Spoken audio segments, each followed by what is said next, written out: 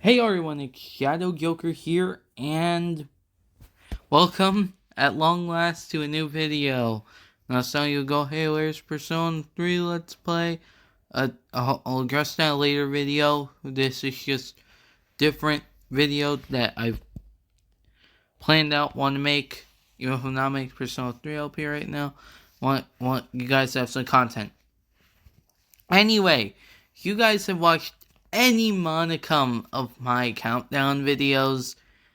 Think it's pretty easy to gather that I'm a pretty big fan of the Five Nights at Freddy's series, and I've said on the record multiple times that is my favorite video game franchise, and yeah, that still holds true. I love everything about the FNAF series. And once again, if you watched any monicum of my countdowns, you would know I love it. It's entries of that belong to the FNAF series have gotten first place multiple times on unrelated countdowns. Obviously, videos where I talk about FNAF, I gush, and I gush. And 2021, as a FNAF fan, has been a bit of a mixed bag of an experience. As per usual, along with some of the mediocre to okay fan games we get every year, we got some really good stuff, like Teelerland. No, Teelerland, not Teelerland, but as per usual, we have at least one or two really good FNAF fan games that released. So that side of the series is same as it's always been.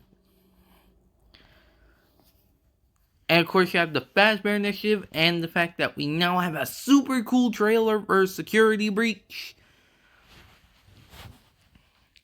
And we have an official release date. It's so awesome. Of course, you have the whole thing with Scott pretty much leaving the series for good. At least that's what I think is happening, unless there's been any updates. And you guys want to know the reason why many people have made videos about it? If I make a video about it in the future, then I'll explain it there. But this video is about the series, not about Scott himself. So, don't want to talk about it here. Now it's time to get into the meat of what this video is actually about, though. As I stated before, recently we got a really cool Security Breach trailer. Finally showing off some of the gameplay in depth, and this could potentially be one of the greatest, not even just FNAF games, horror games of all time. Of course, we're gonna have to wait and see. There's a lot of cool stuff, and we also had a couple of really good survival horror games released this year. Resident Evil 8 Village and Little Nightmares 2 are some that come to mind, and people who are just fans of that genre but didn't want to give FNAF a try because they just didn't like the gameplay style. But now seeing how cool the free roam Security Breach looks and they want to give that a try, that's what this video is here for. Now, before I get into, once again, the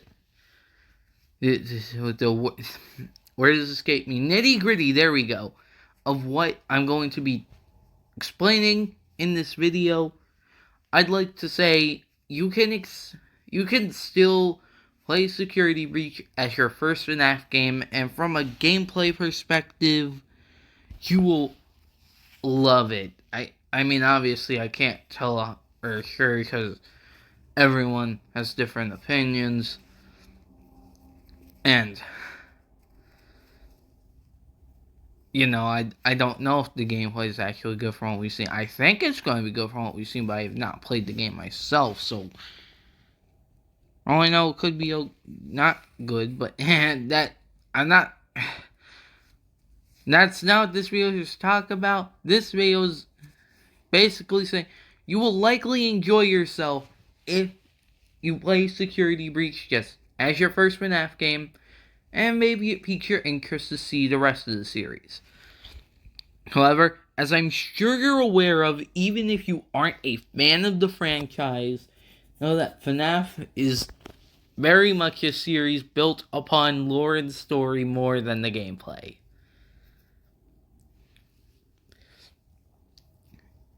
And Security Breach's story might be a little difficult to follow if you don't have prior experience with the series.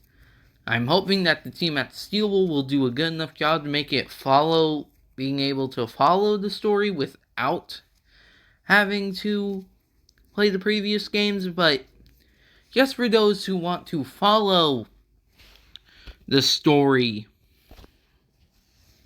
easier, but haven't played the previous FNAF games, this video is for you. I'll be giving my personal list, ordered list by the way, of obviously the order in which you should play the Five Nights at Freddy's games to get as close as you can to a comprehensive grasp on the lore. There's still a lot of novels and Goose Story type... Goose Story? What? No.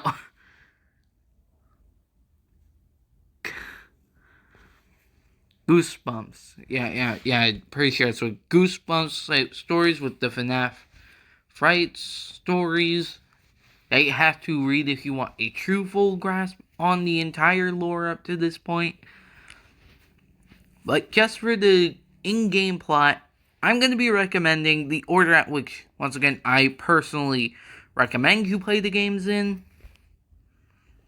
Sorry about that, but as I was saying, I'd like to put emphasis on the fact that I said my personal recommendations. I, of all people, despite the fact that I've been here since FNAF 1, do not know the true proper timeline, because it feels like we're never going to figure that out until the last FNAF game ever releases.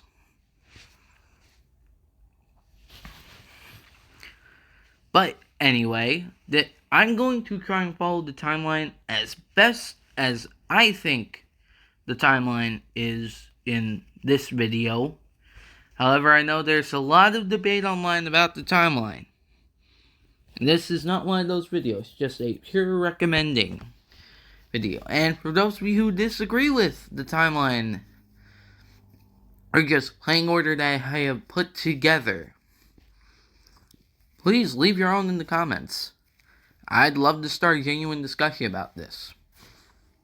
The FNAF community, when it comes to solving the lore, is all about coming together to find an answer we can all agree on. So, you got any theories or just anything you want to drop regarding the timeline, leave it below. I'd enjoy it. And without further ado, this is going to be my personal recommended... Oh wait, there are two things... Before we get to that part, there are two things I'd like to clarify.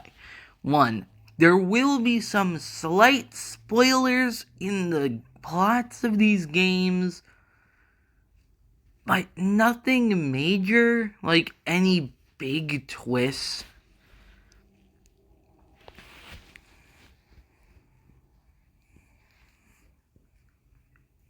So, don't worry about wanting a recommended order, but not having... But obviously not wanting to have the game's plot spoiled for you. And for those of you, my longtime fans and are familiar with my series, no, this is titled video number 1 in a potential series. This is just more like just the general thing I wanted to talk about video. Reason I titled it number 1 is to leave it open to more videos of this style in the future, depending on how much I enjoy recording, editing, and posting this video. Without further ado, let's get started. Now, I know FNAF is a series that's numbered, so a lot of people naturally will go, oh, let me just play them in the numbered order, and I'm not doing so good at diverging the expectations of that, as the first entry on the list is to start with the first game. Though, trust me, it's a good one. Let's start with the big reason why 1 is the first game in the list. It's not the first game I think happened canonically in the timeline, but the first game is more so just meant to be a good game with little sprinkles of lore, little sprinkles of a greater story.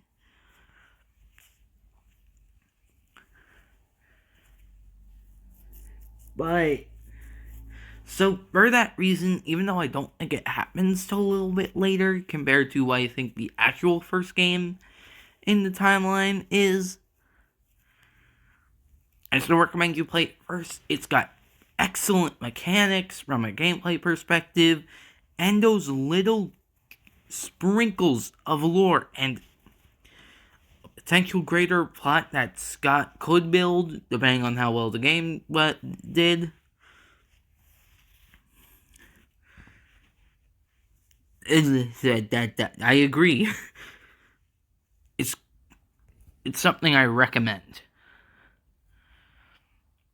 Now, the reason why I think its mechanics are so good, and mechanically so far probably my favorite Five Nights at Freddy's game, is very simply, you have 4 animatronics that all work in a slightly different way. I won't be spoiling how they work, because obviously, as this video is supposed to be welcoming newcomers into the series, a lot of the horror that comes from Five Nights at Freddy's 1 isn't the jump scares, believe it or not. I know a lot of people who don't like FNAF just point at being a horror game that's only scary because big jump scare. A lot of FNAF's horror actually comes from the anxiety and build up to the jump scares. When they're slowly creeping towards the door, even me, who has been experiencing these games for 7 years now, I still get anxious whenever I play or even watch someone play the original Five Nights at Freddy's. That's how good the horror is here.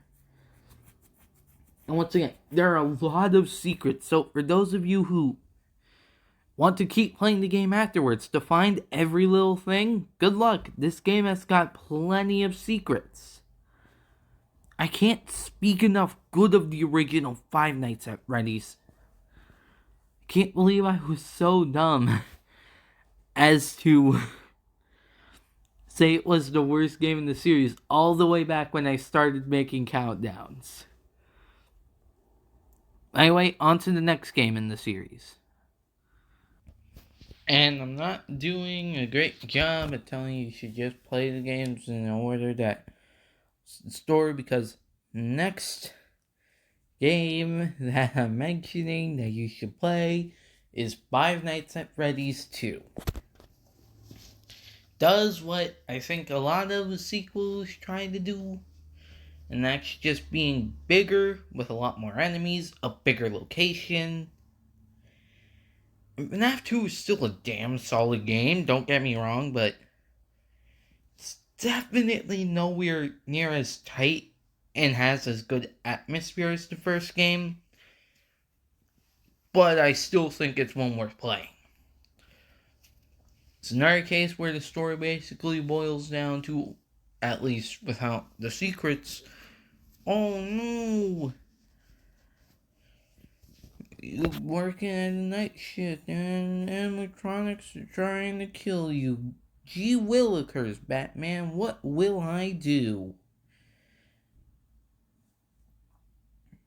once again, it's enjoyable. Once again, I don't think it's as tight as the first game. I forgot to mention this in the first game, but FNAF games, I know a lot of people say, oh, they get hard. Only the 6 and special custom night challenges are where they get particularly difficult. 6th night is, in my opinion, always a bit of a difficulty spike. But I still think it's a perfectly fine 1 through 5, and one of my favorite additions to the custom night, to the custom night, is that there are challenges for completion. Yeah, the only reward is a bunch of plushes on your desk. However, once again, FNAF challenges in the custom night, they aren't really for the reward. FNAF challenges, in my opinion, have always been more so about challenging yourself. Of course, there are some times where challenging yourself is pushing it, i.e. in this game's 10-20 mode, especially when Golden Freddy's like so unfair, bro. I really can't stand Golden Freddy in this game, but that's besides the point. And for those who like the hidden lore aspect of the first game, it still has that here in the form of, instead of random poster Easter eggs, this time it can be in death minigames. If you die one too many times, there's a chance you get a minigame that can expand upon the lore. FNAF 2 is a pretty good game. Once again, I think it's very much an attempt of trying to be bigger than the first game, but not exactly making any actual major improvements outside of the difficulty of having to deal with 10 plus animatronics. But once again, it's still a game I recommend if you're trying to get into the series. Now it's time to finally break the mold and give you a FNAF game that I recommend you play at this point, despite the fact that it was not released before the previous game. And that is Five Nights at Freddy's 4. It's a complete shift and change of gameplay. You're not using the cameras, you're not using you are using doors, but they're not the same way you would use the doors from the first game. This game is all about, from a gameplay perspective, listening to the breathing little sounds. It's all about hearing. And this is the first game in the series where, from a difficulty perspective, it's the one that really challenges me, saying that they're typically fair outside of a difficulty spike at night 6. FNAF 4 will kick your ass. Even if you are paying the utmost attention. Even if you're a really good listener. It's just hard. There's sometimes so similar sounds where it doesn't sound like breathing, but it actually still is the breathing. Shine your light, you're dead. It's a bit of personal frustrations. I've never been able to properly do a FNAF 4 without any difficulties. It's just a really difficult game. But besides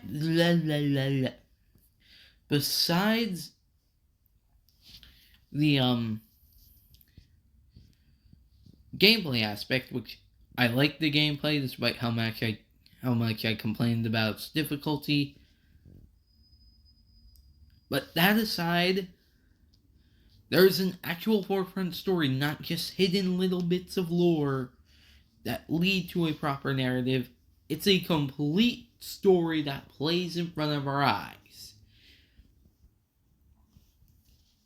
You play as a crying child. We never get his name, so the fandom, the fandom, what? The fandom just refers to them as the crying child.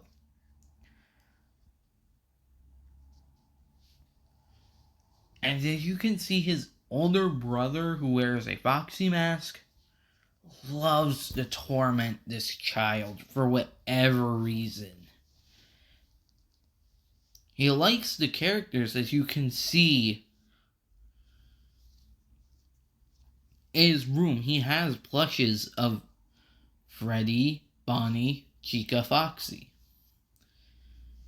But the actual animatronics found at the currently open Fredbear's Family Diner scare the ever-living daylights out of him for one reason or another. And this older brother goes a bit too far.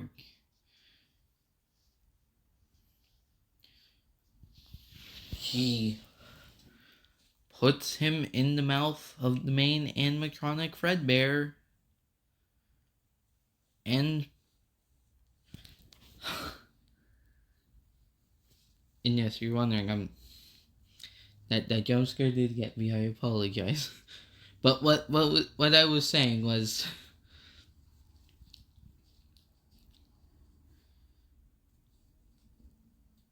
the older brother ends up indirectly killing his little brother. It's a very sad tale, but it's a very interesting one at the same time. It's genuinely a tragic yet beautiful story, because through the life of an animatronic, even if it's more like a prison to him at one point, he does get a second chance. It's not all over.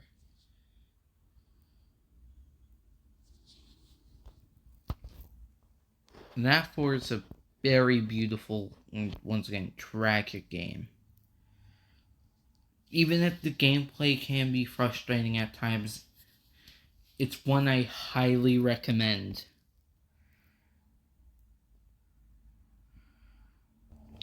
The next game that I recommend you play in the franchise is Sister Location. Or, for lack of a better term, if for some reason you want to know what number game it is, Five Nights at Freddy's 5. But it's Sister Location. This is going to be a breath of fresh air for those of you who've gotten tired of doing the same thing or every night, getting either a paycheck or, in the case of FNAF 4, a proper ending, but the gameplay not having much variance and getting predictable. I understand that complaint, and yeah, it definitely exists. I'm not gonna act like FNAF doesn't get repetitive, but I still enjoy it. But that's not what this video is about. I'm not here to defend the series' repetitive gameplay that it had for a while, but seems to be moving past with the Steel Wool developed games. But once again, topic for another day. I'm here to recommend you a playing order.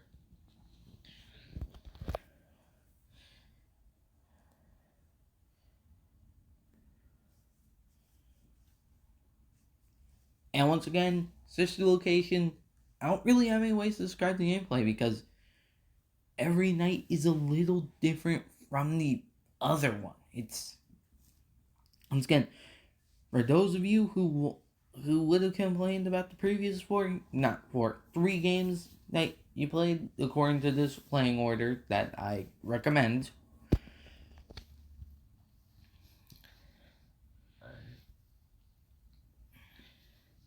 saying, oh yeah, it's got a little predative. Sis Lucasia is here to provide you some fun, a little bit more that might have been lacking. Maybe you don't just want to check cameras and close doors. Maybe you want to put power on to different areas. Maybe you want to just hide from the animatronics as opposed to closing a door, preventing them from killing you for a brief moment.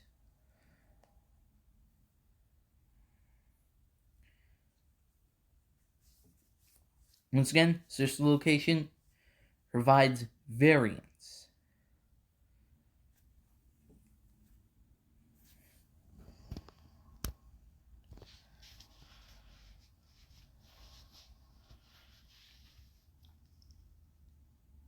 And it's good at what it does. But onto the story. We play as a character who, well, the handy unit glitch calls Eggs Benedict. Clearly, that was just a meme joke planned by Scott to provide some humor to the game. Obviously, no one is going to name their child Eggs Benedict. That's just stupid.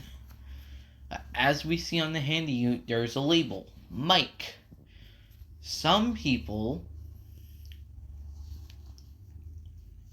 may think, oh, are we playing as Mike in this game? Like Mike Schmidt from the first game? And that's part of the reason I recommend you play the first game before this one. It's keep asking questions. That's what you have to do in a FNAF game. You have to ask questions yourself constantly about the lore, what's really going on here. And even though all the games have been released up to this point, obviously we're going Security Breach. It'll be later this month, hopefully, assuming this video doesn't get delayed for any reason.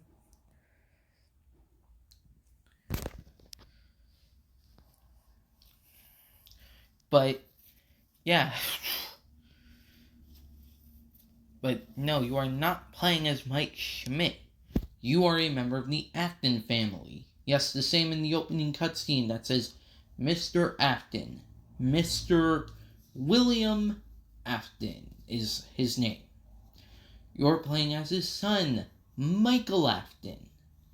As a little sister, Elizabeth Afton. And a little brother who we know as the Crying Child. That's right, that bully from the fourth Five Nights at Freddy's 4, that's Michael Afton. Well, I mean, technically it's not confirmed or anything, but come on, they're members of the Afton family. They just have to be. There's no other explanation for why we follow the Crying Child. It has to be connected to someone's origin story. Unless Scott really just wanted to make us cry at a tragic story. Which, considering the first 4 games aren't that bigly connected to what's going on in the games, the modern releases, that is technically something that could happen, but now that the story's developed more, there has to be more there. Mike has to be the kid in the YouTube ad. Foxy Max, there we go. That was a really tiny joke.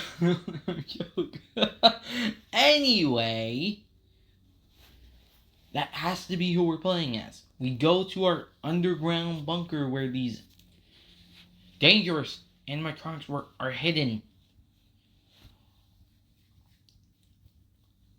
And we keep doing our job, and one night we get kidnapped, stuffed into a suit, and Circus Baby tells us that we're being tricked, we're being used. Then the 5th night, we get scooped, and all the animatronics combined into one use us as a human skin suit. Very creepy. But that's not even more. The Custom Night DLC adds even more to this plot. As we're beating the challenges, you see a cutscene. It's pretty simple at first. Just a guy in a purple shirt enjoying his day walking down the street. But then, event later, he looks more like a zombie. This is presumably Mike Afton going to the sister location every day, and well, once he starts looking like a zombie, I don't really know what's going on, but eventually he just becomes this purple person, and he views entered out and lops down because obviously after what happened with the sister location animatronics. What happened with the sister location animatronics? Mike doesn't appear to have a skeletal system anymore. He's really just rotten flesh at this point. Then we hear Baby talking to us saying, "We won't die, we won't die, we won't die." And Mike gets up like it's nothing. But then, even after that, once again, I'd like to explain. There's no specific reason so far. Maybe it's Remnant, as we see in like the books later, but in terms of the game, we have no confirmed reason why Mike won't die. Maybe it has something to do with the puppet, but I don't know. And, well, I don't need to get into too heavy spoilers, but Mike's story is kinda over. So we don't really think I'm gonna get... No, let me repeat that. I don't think we're really ever gonna get the proper reason why, but that's one of our least major concerns when finding out the lore of this series at this point. But then, the final cutscene, if you beat the hardest challenge in the Custom Night, has a cutscene where Michael is presumably talking to his father after the first two games. At least that's where it has to be. That has to be where 1 and 2 are placed because of the line, "They thought I looked like you." We know now that Mike started out looking like a normal human. But now is this decaying purple mess of flesh.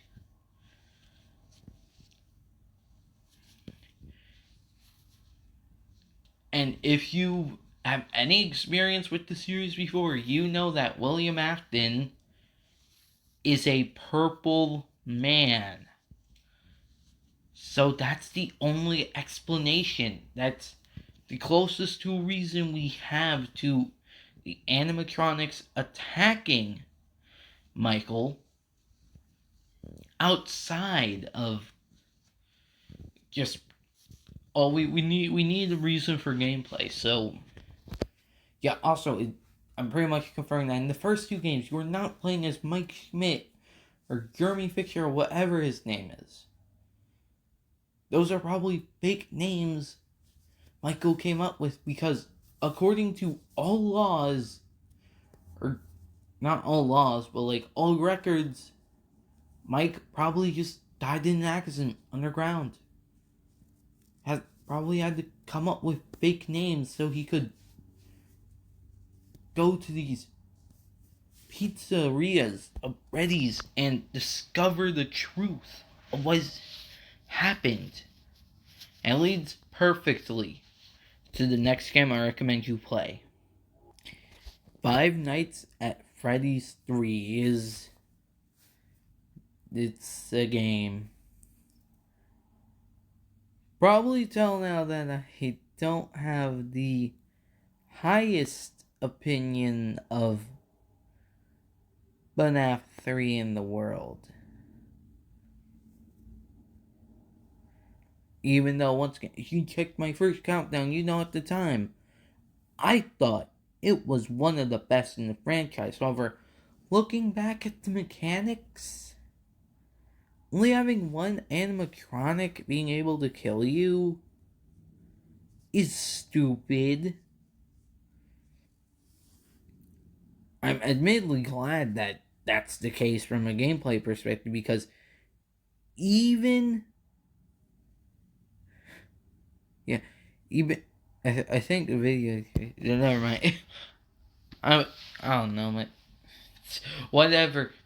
What am I trying to say?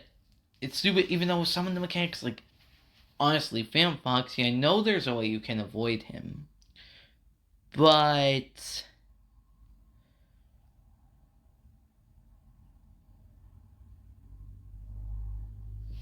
it's pretty hard. And however, the plot of this game, you play as the animatronics, and as you can see, beholding who your eyes. Unfortunately, I have to slow the ending of this game because of the footage I have. Basically, yeah, you see William Afton, the purple guy, he killed the kids, and gonna be spoiling a bit of the papers you can find in F1. You kind of have to understand those to understand the plot, so I'm trying to keep this video as spoiler free as possible, but there are some things I just can't avoid. He is actually the main enemy, Springtrap, this whole time. William Afton. He killed a bunch of kids for, I don't know why, revenge for taking, or this franchise taking his family away.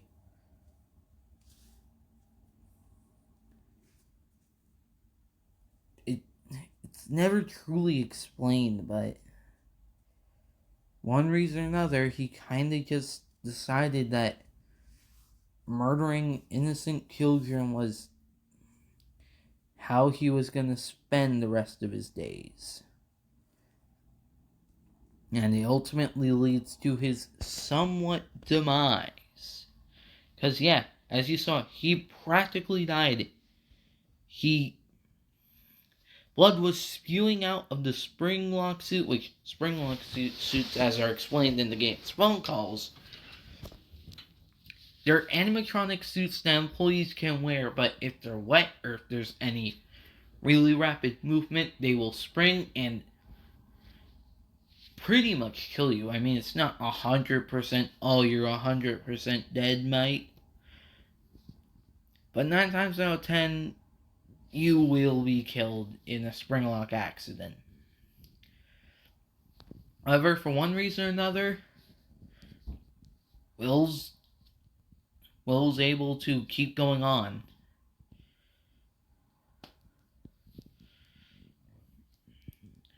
Maybe it has something to do with the puppet, maybe it has something to do with Remnant. No one really knows, but he's here to roam the halls of Fazbear Frights until, well, for eternity, with next to no escape, till Mike tries to end it all, to burn down the building. But as we see in the next game, that didn't really help. The next game in the series is Five Nights at Freddy's 6. This is a bit of an end to the original plotline that the game set up, though, as you can guess by the fact that there are more mainline games still I have yet to talk about, and obviously the new one. This series isn't over yet. For whatever reason, we own our new Fazbear franchise package, which if you've been following the games up to this point, it's already a little sketch because right, Fazbear's restaurants died out years ago. This isn't me making an assumption. This is genuinely what happened. Fazbear Fright was not an official move by the same company. It was just the franchise died, and some guys wanted to make quick bucks. Decided, hey, there's a lot of horror stories about stuff that went on in these locations. Well, let's look for one and see what we can get. Make a cool horror attraction. That's what happens, and it's so this immediately confused me. But from a gameplay perspective, it's one of the worst things and best things about the game. I'm gonna be real, this is the first time in the series where I think that more things should be able to kill you in FNAF 3, but I still think it's fun. I just don't think the Office gameplay in 6 is fun. This game has been out for like a good couple of years now, and I still don't understand the mechanics. Honestly, whenever I play a night in this game, I just look at an event, do nothing, and hope if there's an animatronic there, it goes away. 4, you clearly know, oh, they're not at the door anymore, oh, they returned to where they were supposed to be. They're not in the office. Springtrap's back in the older cam, and obviously, in the case of FNAF 4, I'm not dead. But in this game, it's just, I never understood. I never knew if I was safe. But that being said, the Pizzeria Tycoon aspect of the game, it's way too fun, and I never want to stop playing it. In the story, remember when I said Michael's story was over? This is the end of his story. He didn't want to start over, give Freddy Fazbear's a name, and talk in memories of the better times with his family and with this restaurant chain. None of that. It was all a ploy to lure the existing remnants of the murders here. In the good ending of FNAF 3, the main animatronics, they're set free. Their souls get to go free. Except for 4 individuals. His little sister, in the form of Baby. His father still roams. The puppet, who's been bringing life, giving life to all the kids who have been murdered, and giving them a second chance at revenge. And the other remaining sister locations and animatronics. They kicked out Baby for whatever reason, and are now acting on their own. These are the lingering remnants of the franchise that put the end to too many children's lives, and Mike intends to end it all here.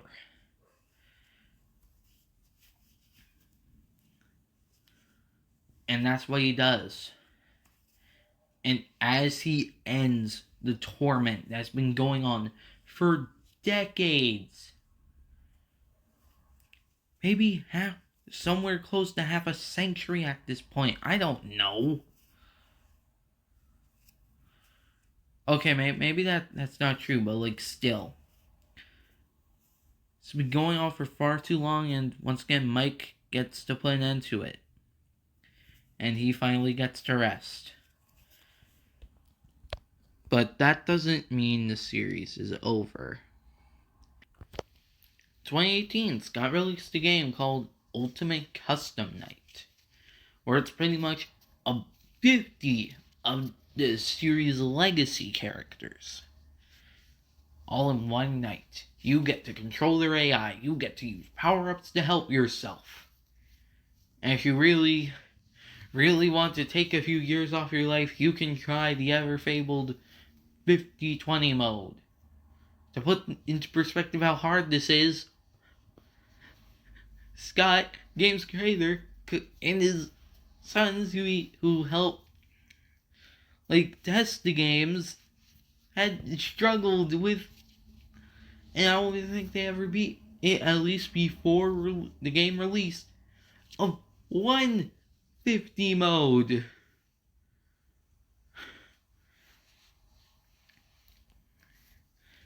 But that's not what this is here to talk about. This seems like it's the fun game for some of the gameplay. It's not like FNAF World, which I'm not bringing up in this video because I love FNAF World. I think it's a great game, but it doesn't really add too much to the actual plot of FNAF. So if you want to play it after playing 3 to avoid spoilers of Springtrap's existence, go ahead. Run on Game Jolt. But anyway,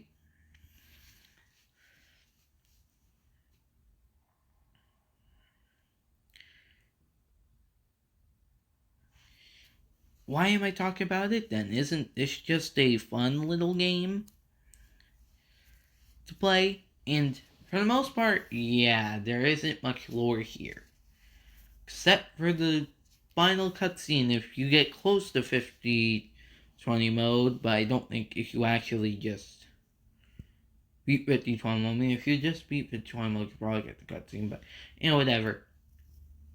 We just see Golden Freddy shaking angrily for one reason or another. We don't know why, but, well, we do know why. What am I saying? This is gonna go into a bit of novel / just book territory, but in one of the Fazbear Fright stories, we learn that it is possible for an animatronic to have more than one spirit inhabiting it at a time. We very much think, the FNAF community, that is, we think that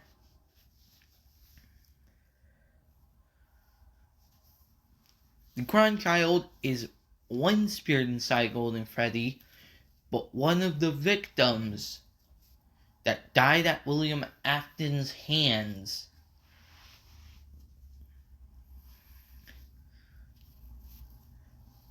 is another spirit residing within Golden Freddy. And that spirit is keeping Golden Freddy in purgatory.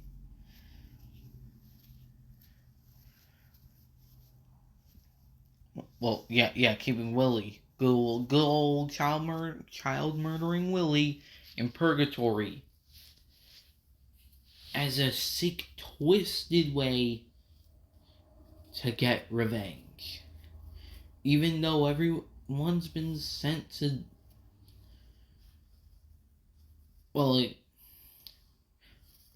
heaven or wherever you believe he'll go after they die. So I don't want to get religious in this video, but the most common one I see is heaven, so that's why I said it.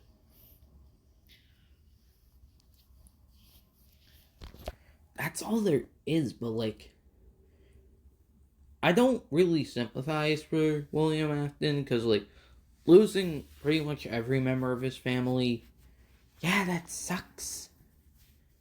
But at the same time, you killed so many kids, dude. I find it very hard to sympathize with you. Even if you just killed normal people, I find it very hard to sympathize with you. But there are mountains of bodies of children, all because of this one man. Dude, not getting sympathy points. But I'll admit, yeah, I don't sympathize with you, and you're a child murderer, but purgatory, where the basis of your purgatory is not just, you don't just get to pass on the hell because the voice at the end of FNAF 6 says, like, yeah, everyone else, like, you got killed as kids, like, you're going to a nice place. Nah, he's going to depths of hell, though. Purgatory, where the basis is just, you die over and over again. Purgatory is already a hard thing to swallow, but add the fact that you get to re-experience your death over and over again, it's a little sad. But once again, I'd like to make it clear I am not sympathizing and thinking that William Afton is a sympathetic character.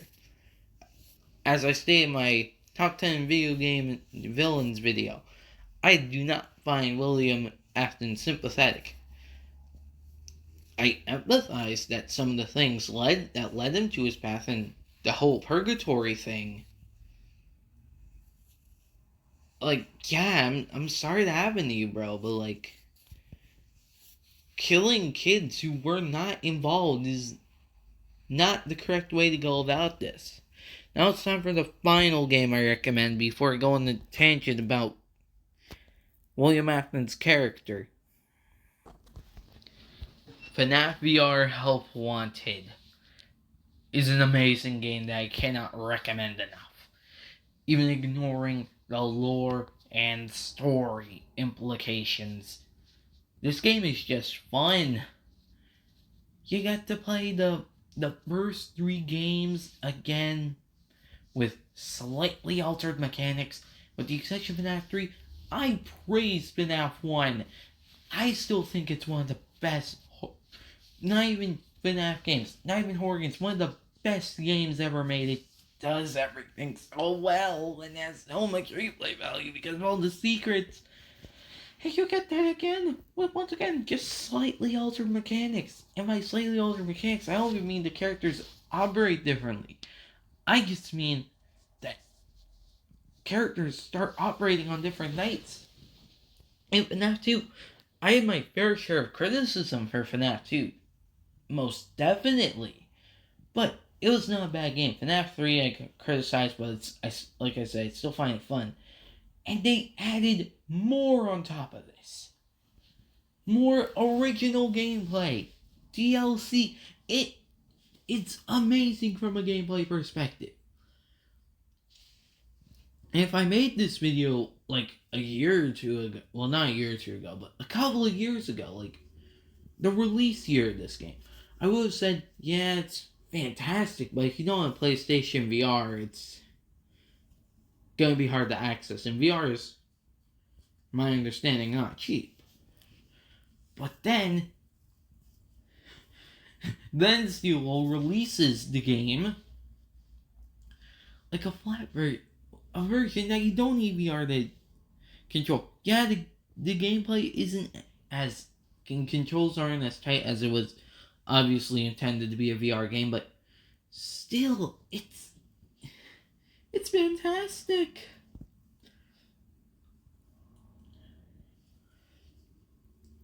And then, onto the plot and lore of this game, because I think I've done enough gushing that I can about the gameplay.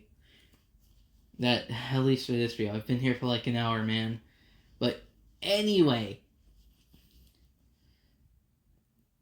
it's such a good game, man.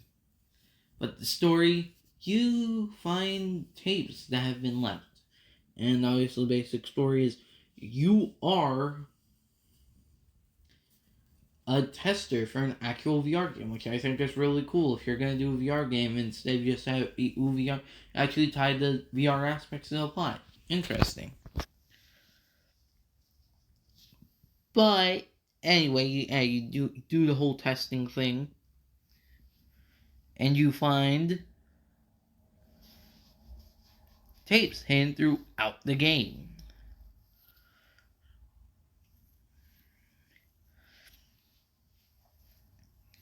These unlock the greater story.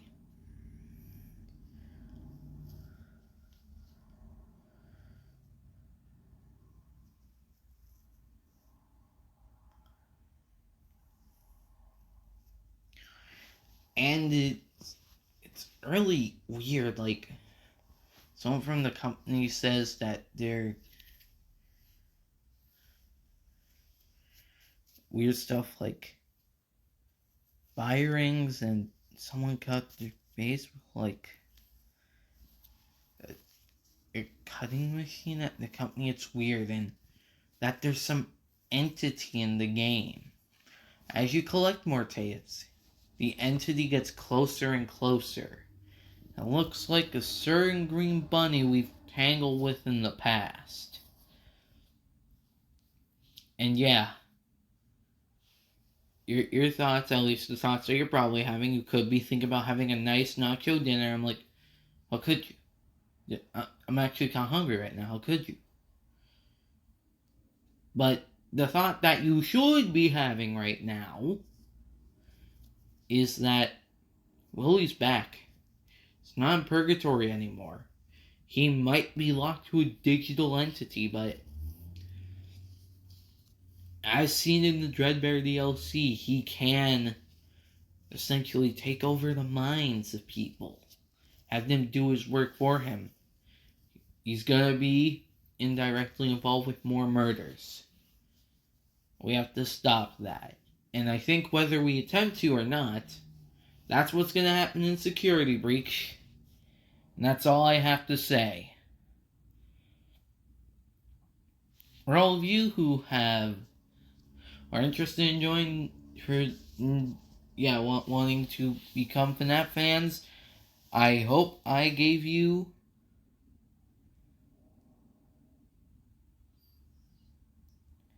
good enough incentive to give the series a try yourself.